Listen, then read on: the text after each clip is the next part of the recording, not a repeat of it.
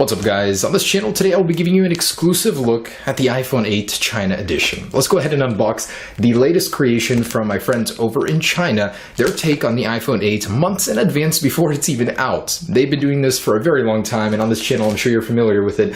We've got reviews of the SE, 6, 6S, even the iPhone 7 and 7 Plus, and most recently the Galaxy S8 clone editions, and they're pretty good actually. I'd say one-to-one design-wise. It's the software that gives it away, but in any case, let's go ahead and see the Chinese version of the iPhone 8 and how it is. Alrighty guys, let's take a look at what these absolute madmen have done. They released a phone based on a product Apple hasn't even released yet. Very curious how this one's going to work out with the new redesign and everything. Always packaged like they're smuggling something over the border, that's for sure. Let's go right in the middle here. Alrighty, here it is. Ooh, nice. Product red iPhone 8. They even included a screen protector for a 4.7-inch iPhone. Alright, a little pointless there. And here it is. Take a look at that, guys. Wow, I gotta give them props for the well-made packaging, that's for sure. It looks very good. The text is pretty similar. It's using the new San Francisco font. They're really nailing down these little details that give away a fake iPhone. Wow, if you look closely, iPhone 8 in red, 128 gigabytes, designed by Apple in California. Even a model number that I don't believe belongs to anything. Current ones start with a 5, A15. And oh man, this is where the details start faltering. Look at that. It's sideways a little bit. Apple would never do that, and it's cut off. But iPhone 8, AirPods with remote and mic, lightning to USB cable. Cool. All right, so there is the red one. I gotta say, it looks very good. I like the packaging. They did well. Now I have another color here too I'm gonna unbox. Let's take a look at these. I believe there's a gold one in here and a silver, I think. All right, nice. There's the silver one. And it doesn't have the product red. Very good attention to detail. I noticed that the text placement has changed when that logo's not in there.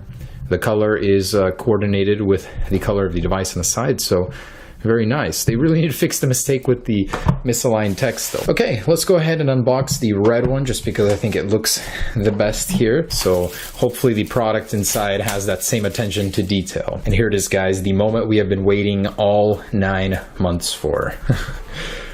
The iPhone 8. Nice. They even copied Apple packaging now with this. This is the most well-packaged device ever. Do they have Apple stickers? Please tell me. Nope.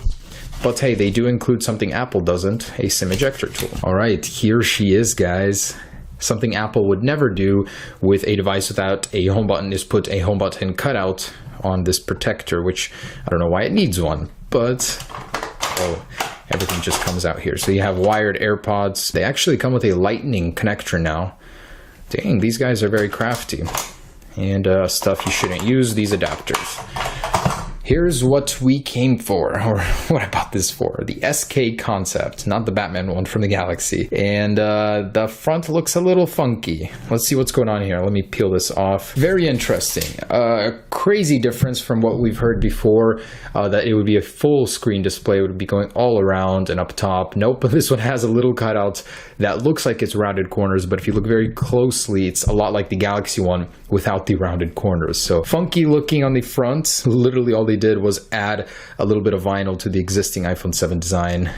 The red color is a little weird. It's like glossy. It's definitely a different shade of red. It doesn't have the matte effect going on, and it's a little more pinkish, orangish. Very interesting. The text on the back doesn't include the product red logo for whatever reason, and as you can see, it's reflective in silver, just like the Apple logo. So little tiny details here that are different than the real thing. Camera lens, probably a dud in there, but pretty tiny, especially compared to the one-to-one specs. It's a little bit elongated, different looking, but they tried, I guess. Power button here and some sort of plastic around it. It's not as elongated as it should be. It's even smaller than the stock iPhone power button, which is interesting. So little tiny design differences here. Not even one-to-one with the real thing size-wise. It's tinier.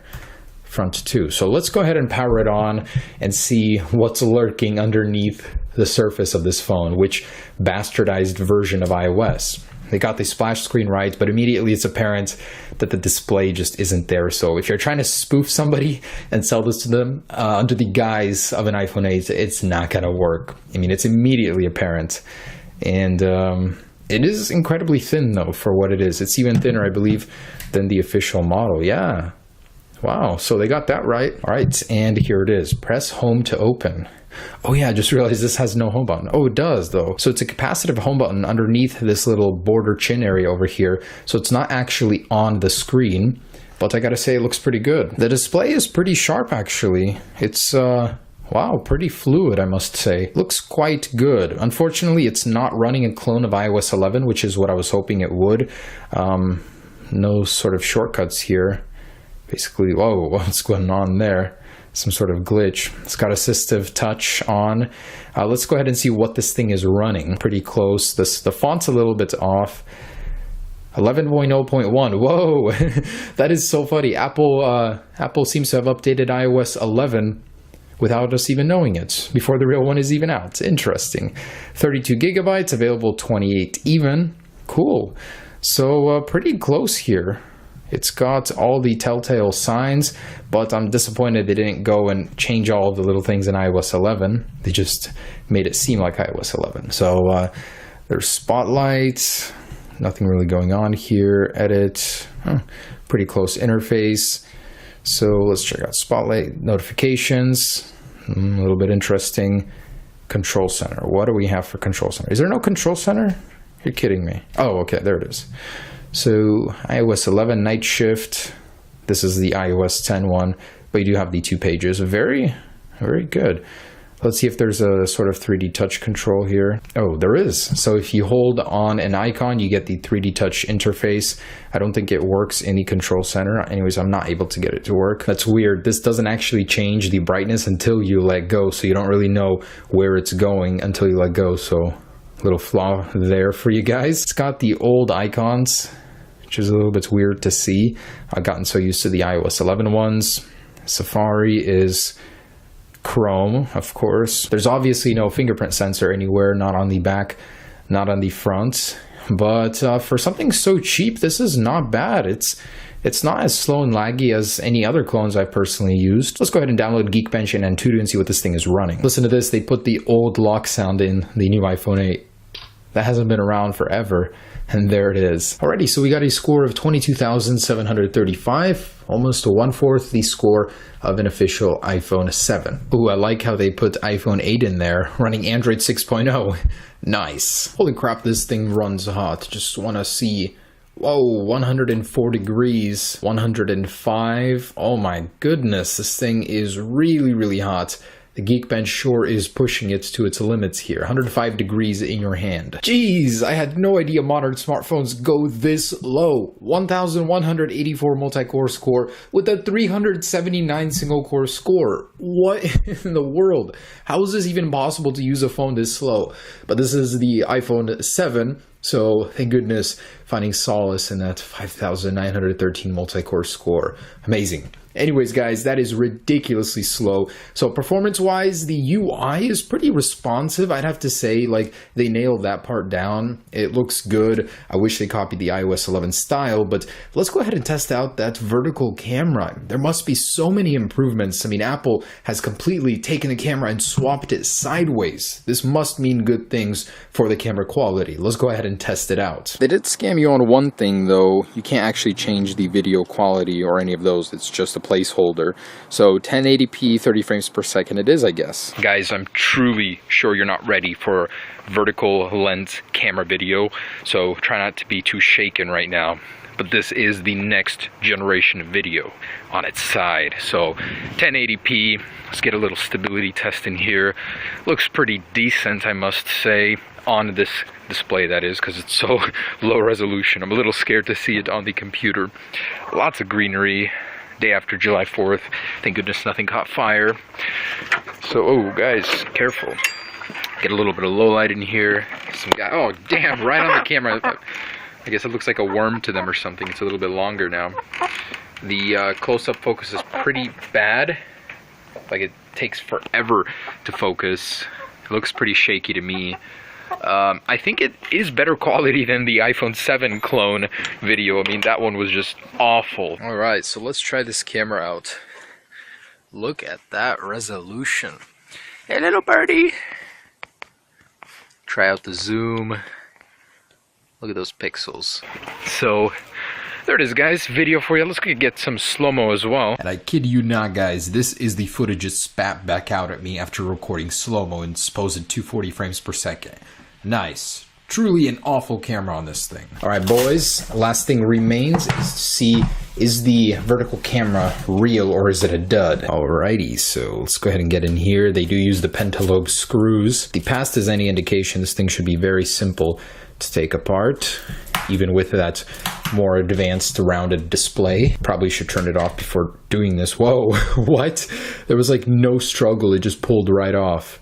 Okay, so you've got a ribbon cable separating the display. I'm gonna go ahead and unplug it, but that's crazy how simple that was to take apart. Unplug, and what do we got? So, pretty slim battery in here. I'd be surprised if that was more than 2,000 milliamps, probably about 1,500 or so.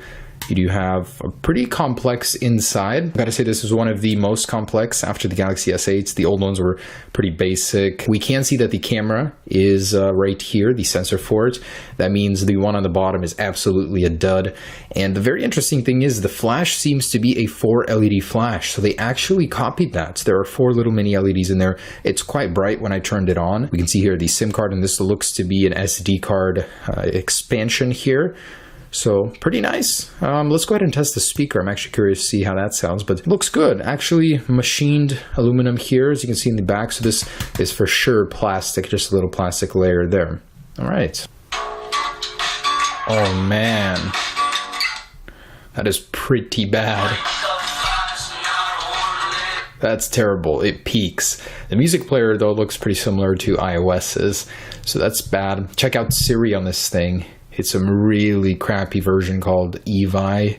I'm sure it's from the Play Store too. Terrible, terrible. I also wanted to share with you the wallpapers included with this. Surprisingly, they actually added a ton in here that Apple doesn't even have, so kind of strange to see a clone do something better than Apple does currently. Apple's choice of wallpapers are frankly disappointing. This doesn't have the back swipe either, which is a little infuriating. Design-wise, not awful. Very slim, good use of space on this thing. I like that they tried. Software could definitely use a big workover. If they picked up the specs a little bit, made it a little bit faster, I think it would have been better. But overall, not bad. A quick look at the iPhone 8 China edition before it has even been released. So just wanted to say, don't buy this thing unless you really want to burn through $100 or so. You can find them all over the internet already, as they are for sale now. Just thought it was an interesting thing before the actual release.